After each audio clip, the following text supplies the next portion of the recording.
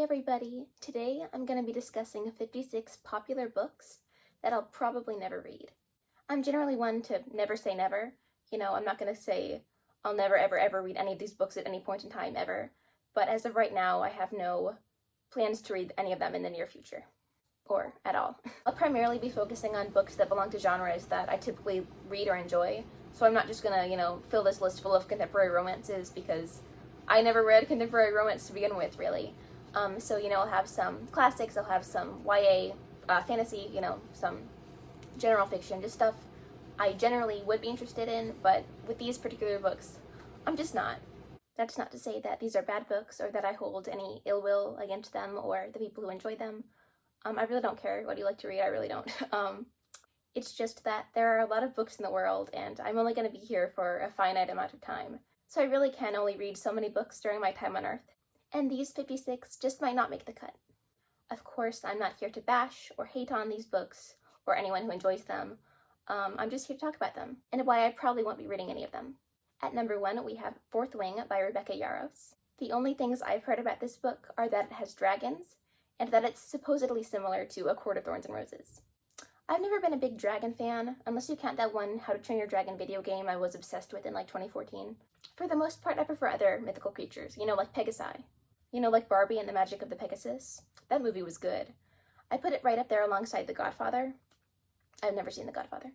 Regarding the comparisons to ACOTAR, I really didn't like that series from what I read of it. I know Fourth Wing is a sort of cultural phenomenon right now, but I think I'll pass. Number 2 is Powerless by Lauren Roberts. Look, if a book has Funko Pops made after it, you know it's made it big.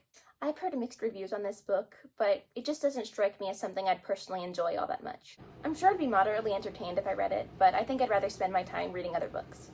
Number 3 is Throne of Glass by Sarah J. Maas. I read A Court of Thorns and Roses by Sarah J. Maas a couple years ago, and as I already mentioned, I did not care for it. I'm not a prose snob by any stretch of the imagination, but Maas's writing just really didn't do it for me. So I don't have plans to read anything else of hers.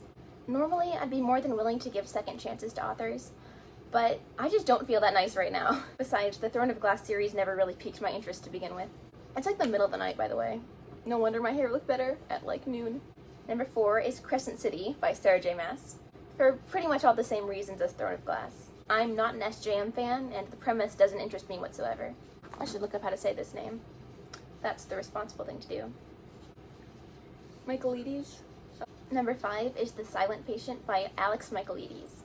I heard everybody online rave about the plot twist in this book, so I figured I'd save myself the time and instead of read it, just Google the spoilers. So now I really don't have any incentive to read it. I don't think I would have been that big of a fan anyway. I'm not really into thrillers. In my humble opinion, the thriller genre is really just horror, but without all the fun stuff. No, I'm being mean. I've read thrillers I liked, I know I have. Number 6 is The Housemaid by Frida McFadden. This is one of those books over which I constantly see people rave, and honestly, I don't know if you could pay me to care. I'm sorry, maybe I'm just overly judgy because I feel like the cover is low-key ugly, because I'm not shallow in the slightest. Number 7 is It by Stephen King. I've got a couple reasons for not wanting to read this book. 1, it's like 40,000 pages long. 2, the storyline never really appealed to me all that much. And 3, there's one very infamous scene in this book, if you know, you know, that I think I could go my whole life without reading and die perfectly content. I'll still continue to read Stephen King's other books though. I think he's a good writer. I really liked Pet Sematary and Survivor Type. Number 8 is The Stand by Stephen King. Again, it's as thick as a redwood tree, and the plot isn't anything I'm particularly intrigued by. Sorry, Stephen. Number 9 is A Fate Inked in Blood by Number 9 is A Fate Inked in Blood by Danielle J. Jensen. L. Jensen. Number 9 is A Fate Inked in Blood by Danielle L. Jensen. Oh my god. Danielle L. Jensen. It's not that hard. Number 9 is A Fate Inked in Blood by Danielle L. Jensen. Let's go. I've seen this book on display at the bookstore so many times, and I still have no idea what it's about. I just know I've never once cared enough to read the synopsis to find out what it's actually about, so that's probably a sign I won't be reading it anytime soon. Number 10 is It Ends With Us by Colleen Hoover. Or honestly, any Colleen Hoover book I think would apply. I remember back when she was the most adored author on the book side of the internet, and back when hating her or disliking her books was like this wildly unpopular opinion. whereas now I feel like the general consensus has done like a full 180. Honestly, I'm more invested in that saga than I am in picking up any of her books. Number 11 is Red Queen by Julia Aveyard. Nope, Victoria, I can't talk. I think I just don't know how to say people's names. Number 11 is Red Queen by Victoria Aveyard. This book has been popular for ages, and for ages, I've never had any particular desire to read it. No shade to the author, though. I wish my last name rhymed with graveyard. I'm kind of jealous, actually. I don't want to say the title of number 11 because this is a family show, but it's by Rachel Yoder. I've seen the movie adaptation of this, and I liked it. And the thing is, I'd probably like the book as well if I actually bothered to read it. But if I'm being totally honest and transparent, I just really don't see myself ever getting around to picking this up. Number 13 is From Blood and Ash by Jennifer L. Armentrout. From what I've heard, this is the type of fantasy romance that just really doesn't do it for me. I think it's great that people love it and connect with it, but I'll pass. Number 14 is The Serpent and the Wings of Night by Carissa Broadbent. And I could really say the same thing for this one as I did for From Blood and Ash. I'm starting to sound like a broken record, aren't I? Speaking of, I listened to the song You Spin Me Round Like a Record on loop for like an hour straight while editing the thumbnail of this video. So if the thumbnail sucks, blame it on Dead or Alive. Number 15 is Twilight by Stephenie Meyer. For as long as I can remember, I've never felt the urge to read Twilight. I've seen the movie. I think it's really fun in a campy way, but I don't plan on reading any of the books. In a similar vein, number 16 is Hush Hush by Becca Fitzpatrick. From what I understand, this is basically Twilight, but with angels instead of vampires. I know the high school paranormal romance genre has its fans, but I don't see myself becoming one of them. So many author name pronunciations, so little time. Hanya Yanagihara. Okay. Number 17 is A Little Life by Hanya Yanagihara. I'm gonna be so for real. I don't have a good reason as to why I don't want to read this one. I just feel like, because I like sad books and I like books about friend groups and stuff, and books that make you cry. But I don't really know if I want to read like 1,000 pages of pure suffering. Yeah, something about this book just feels off-putting to me. I can't really describe it. Number 18 is Zodiac Academy by Caroline Peckham and Suzanne Valenti. I hope I'm saying that right. From the reviews I've seen online, this series seems like something, that's for sure. Just not something I really see myself liking. I'm pretty sure the main character's name is Tori Vega though, and that's kind of iconic, I can't lie. Number 19 is The Midnight Library by Matt Haig. I just don't see myself really vibing with this book. I feel like it sort of gives me the impression that it's like if a self-help book were fiction, and I don't have any interest in reading self-help books because I'm already flawless, so I don't need to help myself get any better. Number 20 is Divergent by Veronica Roth. I love me a good old-fashioned teen dystopian. I love The Giver, I love The Hunger Games, I loved A Clockwork Orange. I also read Legend and Shatter Me, but I won't speak to the quality of those two. I wouldn't want to be rude. Divergent has never really interested me, and I've heard it only gets worse as the series goes on, so I likely just won't bother. Owen Colfer, okay, that's easy. Number 21 is And Another Thing by Owen Colfer. I loved The Hitchhiker's Guide as an overall series, but I'm personally not interested in reading anything set in that universe that wasn't written by Douglas Adams. Maybe it's just me, but I feel like sequels that weren't written by the original author just feel like fanfiction. Not that there's anything wrong with fanfiction, I'm just not somebody who reads it. Number 22 is Moby Dick by Herman Melville. Listen, if you want to read 800 pages of a guy hunting a whale, good for you, love that for you, I fully support it. For me, it just doesn't sound all that appealing. I feel like I've got ways I'd rather spend my time. Number 23 is Gravity's Rainbow by Thomas Pynchon. I feel like this one's self-explanatory. Right? Number 24 is Ulysses by James Joyce. Listen, I love the idea of reading Ulysses for bragging rights, if nothing else, but I just don't think I'm that smart or dedicated of a person. Major props to anyone who's made it cover to cover, though. I envy your patience. Number 25 is Atlas Shrugged by Ayn Rand. Or is it Ayn Rand? No tea, no shade. I just feel like I could probably die happy having never read anything by Ayn Rand. If I had to, I'd at least want to read something a little bit shorter. Number 26 is The Fountainhead by Ayn Rand. I mean, I feel like you just take what I said about Atlas Shrugged and copy-paste it. Number 27 is Les Miserables by Victor Hugo. I love the theoretical idea of completing this book, but speaking realistically, I just don't see myself ever really getting around to doing it. I still need to see the musical. I've heard a handful of the songs, but I've never seen it, and I do acknowledge that makes me a fake musical theater fan. Number 28 is Aragon by Christopher Paolini. I hope I'm saying that right. I'm sorry if I'm not. I'm pretty sure when the author wrote this, he was like 17, so that's pretty cool. I mean, I'm 17 and I've never written a book, so hats off to him. But again, I don't love dragons, and I've just never really seen myself picking this series up. Number 29 is the Heroes of Olympus series by Rick Riordan. I read the Percy Jackson and the Olympian series in like 5th grade, and it was one of those series where while I was reading it, I was really enjoying it, but then after the fact, I sort of came to the realization that I didn't really care for the characters or the humor. I have tried to read the first couple chapters of The Lost Hero, like at points in the past, years ago, but I've never made it past the first chapter. Just, me and that book really don't vibe. It's really not my cup of tea. That's okay though. I know Rick Riordan has a lot of fans, so he's not gonna be struggling to pay rent just because I'm not reading his books. Number 30 is Where the Crawdads Sing by Delia Owens. I know this book is wildly popular, but I, in truth, could not tell you what it's about. I mean, I might read it someday, but for now it just doesn't really spark my interest. Number 31 is Dark Matter by Blake Crouch. Again, I could not tell you a thing about this book. You could pay me money and I could not tell you a thing about this book. I think it's a thriller, but I'm not really sure. I mean, I guess the cover's kind of cool, but it's never really interested me all that much, you know. If it had, I probably would have looked up what it was about, but I haven't. Number 32 is We Were Liars by E. Lockhart.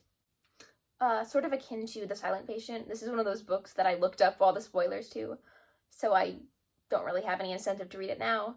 But honestly, I don't think I would have liked it that much anyway, so maybe I dodged a bullet.